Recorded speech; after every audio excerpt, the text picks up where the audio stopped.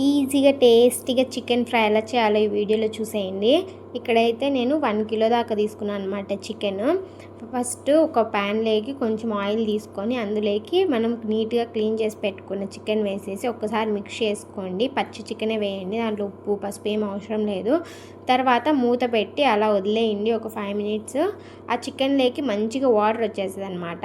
ఆ వాటర్ వచ్చిన తర్వాత అందులోకి కొంచెం సాల్ట్ పసుపు వేసేసి ఒక్కసారి మిక్స్ చేసి అందులోకి మనము ఒక పెద్ద ఆనియన్ని సన్నగా కోసి పెట్టుకుంటాం కదా, అది వేసేసి కదపకుండా మూత పెట్టేయండి.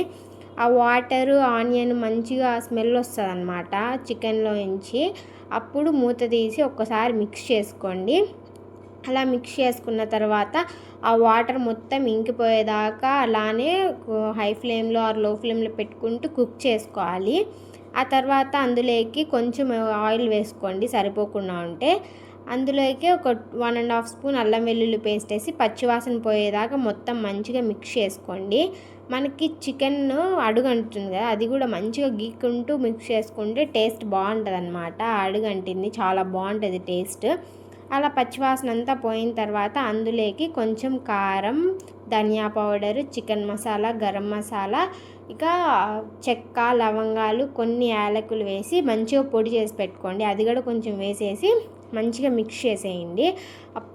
పచ్చివాసన అంతా పోవాలన్నమాట. ఆ కారంలో ఉండేది పచ్చివాసన అంతా పోయి చికెన్కి మంచిగా పట్టాలి. అడుగంటుంది కదా, అది మొత్తం క్లీన్ చేసుకుంటూ మంచిగా మిక్స్ చేసుకోండి.